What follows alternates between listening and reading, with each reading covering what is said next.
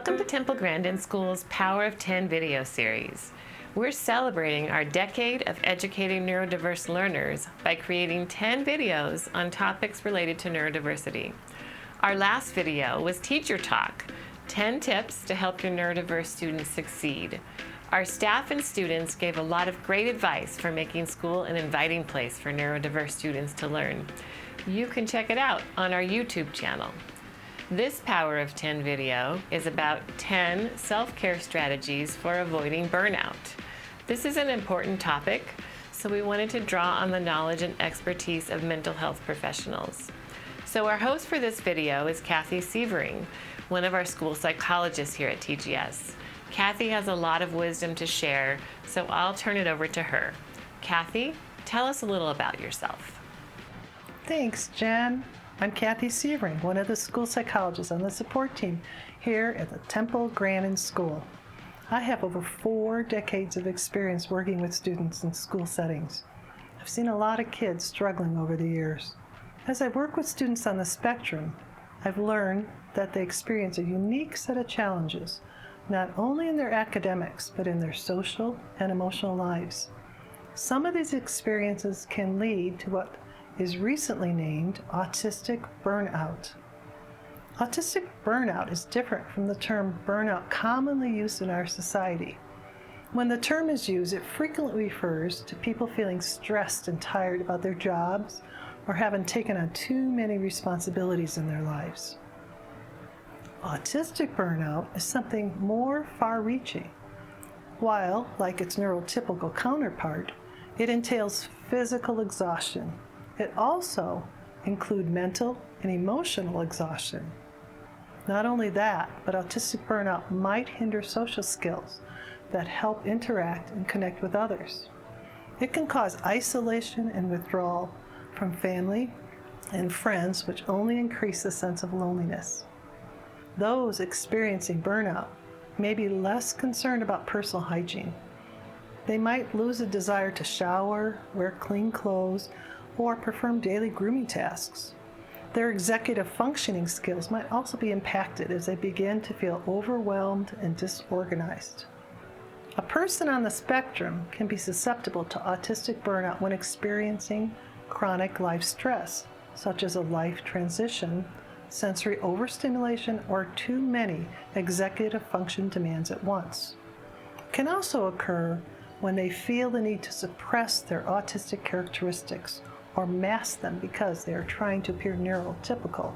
They may resort to masking if the people around them are unaware of the characteristics, needs, and desires of people on the spectrum.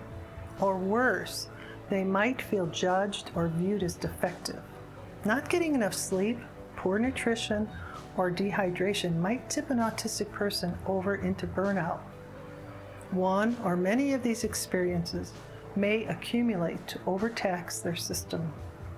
Overall, when experiencing burnout, they may feel less motivated and want to give up, or become overstimulated and dysregulated and have a more difficult time re-regulating. Eventually, they simply can't mask anymore. They're exhausted, trying to be someone or something they can't be. Masking was one of the factors that often contributes to autistic burnout. Autistic burnout is a fairly new concept. Research on the topic is ongoing. It's important that we continue to seek understanding of this experience as it can contribute to intense anxiety and, at its worst, suicidal ideation.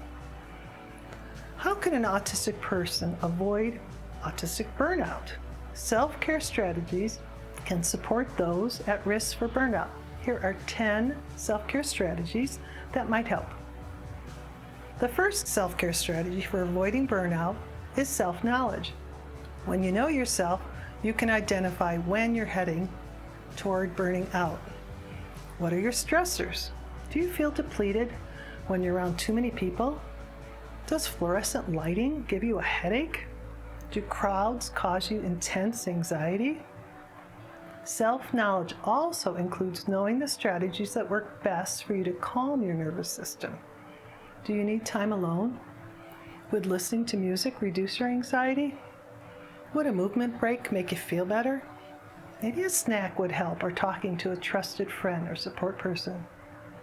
Would writing or drawing reduce your stress?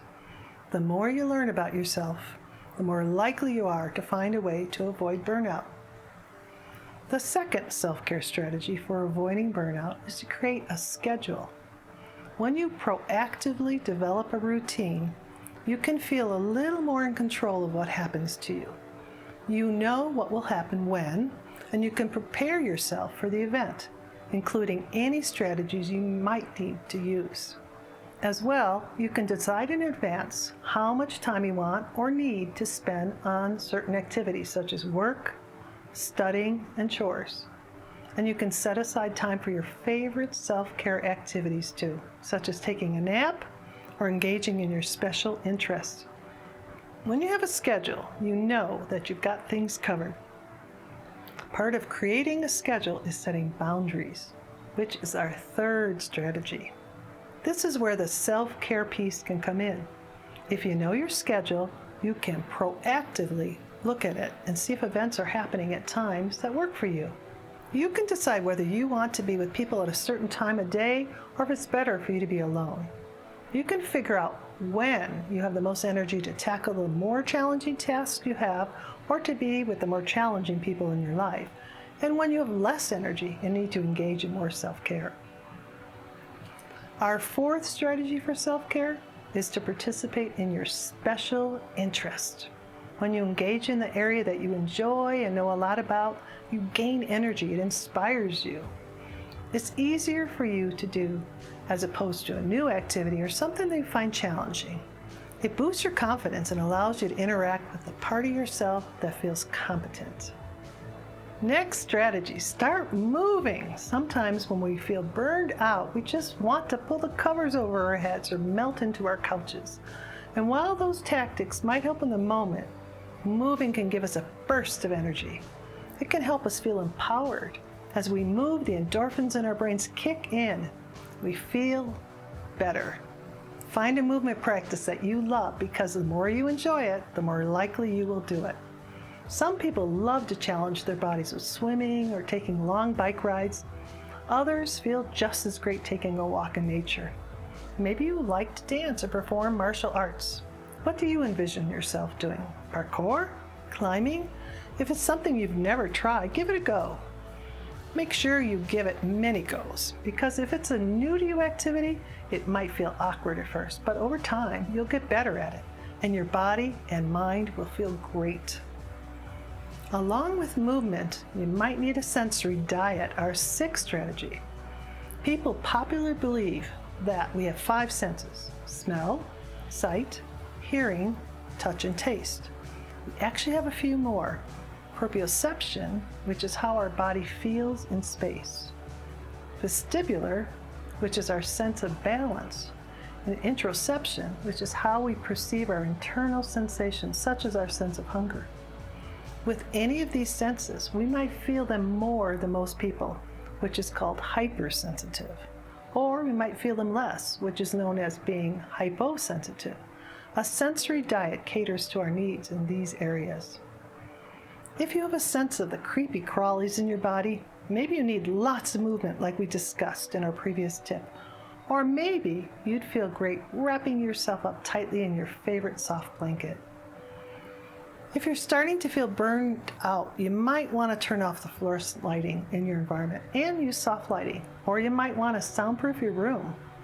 Taking care of our sensory needs on a daily basis, and especially if you feel you're heading toward burnout, can help you have stamina in challenging environments and times. Sleep is an important aspect of one's life, and it's the 7th strategy for self-care to avoid burnout. Sleep deprivation can be one of the causes of autistic burnout, so get some rest. Even more rest than you usually get. These days, with all the stimulation in our culture, it's important to engage in what we call sleep hygiene. Go to bed and wake up at approximately the same time every day, getting 8 hours of sleep if possible.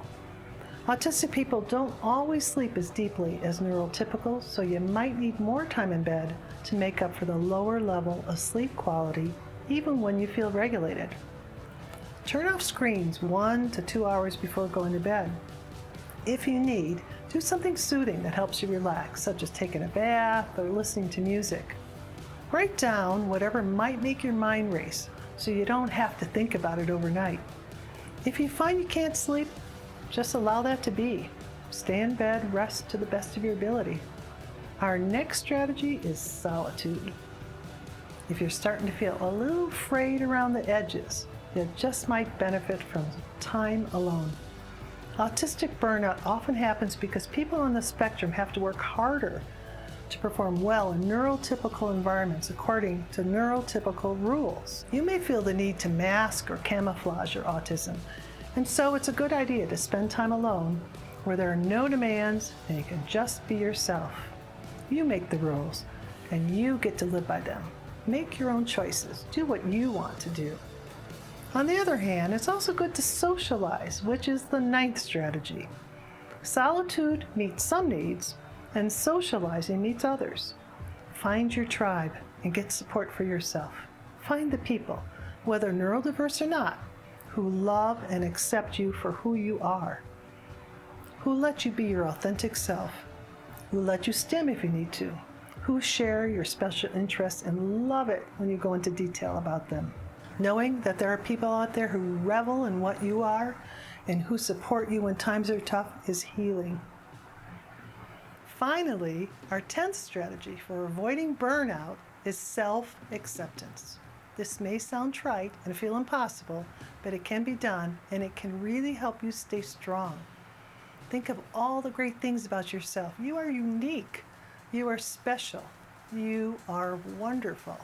When you accept yourself as you are, with all your strengths, challenges, and quirks, you validate yourself and take the pressure off being someone you're not. You are an amazing person worth loving and accepting. You have so many gifts just by being who you are. Those are our 10 self-care strategies for avoiding burnout. We hope you find at least one of the strategies helpful. Please take care of yourself. You are worth it. You are unique. You are special. Thanks, Kathy, for hosting this video. And thanks to all of you for joining us. We hope you take good care of yourself and keep burnout at bay. Stay tuned for our next Power of 10 video, and please subscribe to the TGS YouTube channel, TG School Video, and like this video. We look forward to seeing you next time for the Power of 10.